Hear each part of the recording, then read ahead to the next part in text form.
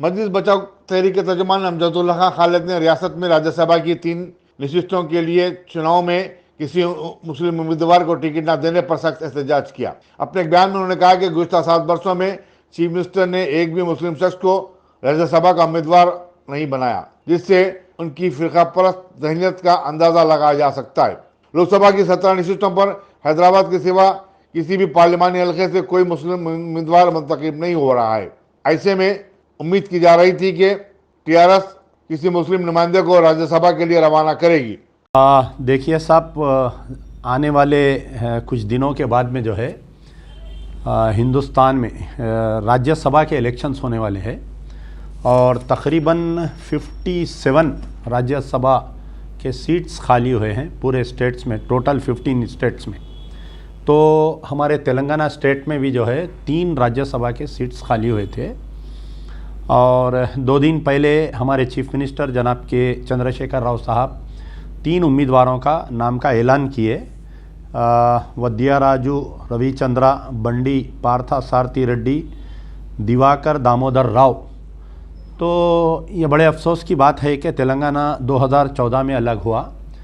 2014 में तेलंगाना अलग होने के बाद से आज 8 साल का अरसा हो गया है, लेकिन हमारे तेलंगाना से कोई भी मुस्लिम राज्यसभा मेंबर नहीं पहुंच सका है।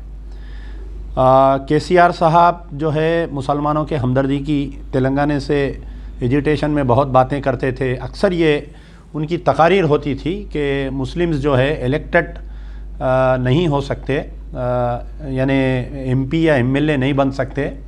उनको जो है एमएलसी या राज्यसभा या कॉरपोरेशंस पे उनको देने से जो है मुस्लिम्स आगे बढ़ सकते हैं।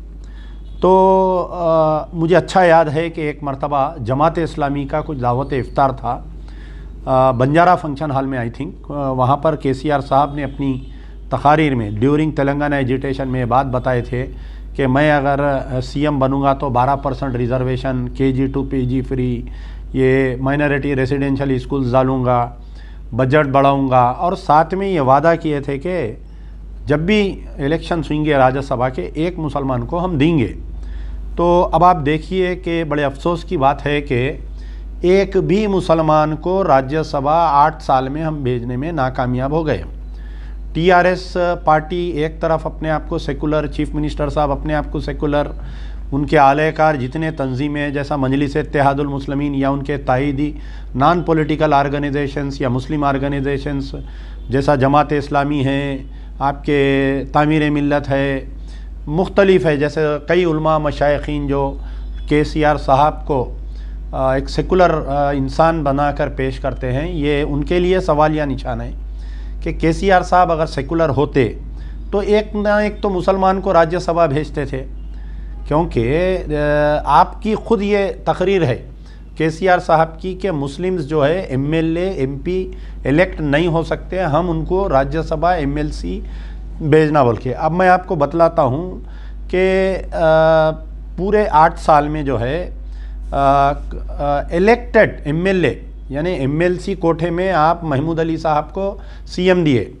बीसी के तकरीबन 5-6 मंत्री है आपका ने, एससी एसटी के मंत्री है आपका ने, राव का अलग कोठा है, रेड्डीज के कितने की मंत्री है आपका ने। जो कौम 12% है मुसलमानों का, सिर्फ एक ही नुमाइंदा है महमूद अली, वो भी एमएलसी कोठे में आए उन्होंने। तो एमएलए कोठे में आमिर शकील जो है सेकंड टर्म है, उनको ना फर्स्ट टाइम मौका दिया गया ना उनको सेकंड टाइम मौका दिया गया एज ए मिनिस्टर। तो एमएलए इलेक्टेड कोठे में कोई भी मिनिस्टर नहीं है आपके कोठे में। अब जो 18 यूनिवर्सिटीज़ है तेलंगाना में, 18 यूनिवर्सिटीज़ के वाइस चांसलर्स का अपॉइंटमेंट हुआ। पूरे 18 यूनिवर्सिटीज़ में एक भी मुसलमान को केसीआर या टीआरएस पार्टी ने अपॉइंट नहीं किया।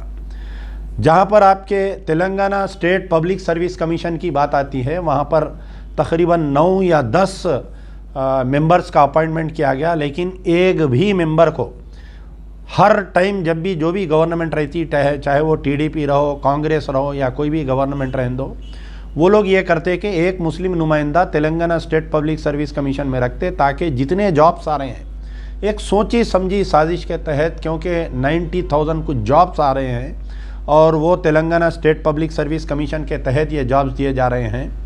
तो एक मुसलमान उम्मीदवार अगर रहेगा तो उन्हें वॉच करेंगे कि कहाँ पर मुसलमानों के साथ नाइंसाफ़ी हो रही है, कहाँ पर मुसलमानों के साथ इंसाफ नहीं मिल रहा है, कौन से डिपार्टमेंट में हमको नौकरियां सही नहीं मिल रहे हैं, इसलिए ये वॉच डॉग नहीं रहना बोल के उसको हटा दिए। तो आज मैं उन तमाम लोगों से सवाल कर रहा हूँ, ख़ास तौर पर टीआरएस का मुस्लिम कैडर जितना भी है, माइनॉरिटी कैडर, कि आप में हिम्मत नहीं है कि आप चीफ मिनिस्टर साहब से पूछने की कि साहब पिछले 8 साल में पूरे तेलंगाना में क्या एक काबिल मुसलमान नहीं मिला आपको जो राज्यसभा भेज सकते। गवर्नमेंट में जिसको आप एडवाइज़र बना के रखे, एडवाइज़र टू माइनॉरिटी अफेयर, उसका भी ताल्लुक़ जो है आंध्रा से है, जो AK खान रिटायर्ड IPS है। फिर उसके बाद में Telangana state public service commission में कोई मुसलमान मेंबर नहीं, 18 वाइस चांसलर्स में कोई एक आदमी नहीं। हालांकि माइनॉरिटी कॉरपोरेशंस, ये हमारे जो कॉरपोरेशंस है, माइनॉरिटी फाइनेंस कॉरपोरेशन, हज कमेटी, वक्फ बोर्ड, इससे हटके कई कॉरपोरेशंस है तेलंगाना में। तकरीबन मैं समझता हूँ कि मोर देन 75 कॉरपोरेशंस है, एक भी मुसलमान को उसके अंदर नुमाइंदगी नहीं दी गई। किसी मुस्लिम को एक जैसा नेट कैप का चेयरमैन बनाओ, लिट कैप का चेयरमैन बनाओ, फॉरेस्ट डिपार्टमेंट का चेयरमैन बनाओ, डेयरी डेवलपमेंट का चेयरमैन बनाओ। तो ये चीफ मिनिस्टर KCR साहब की फ़िरका परस्त जहन की ये निशानी है कि एक भी मुसलमान को ना राज्यसभा दिया गया, ना VC चांसलर अपॉइंट किया गया, ना Telangana state public service commission में मेंबर दिया गया, ना कोई माइनॉरिटीज़ डिपार्टमेंट से हटके कोई कारपोरेशन में चेयरमैन दिया गया।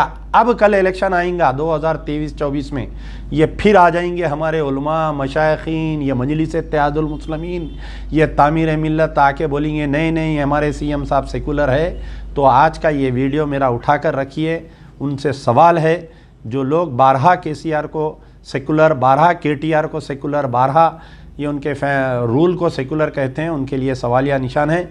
यार जिंदा सोबत बाकी।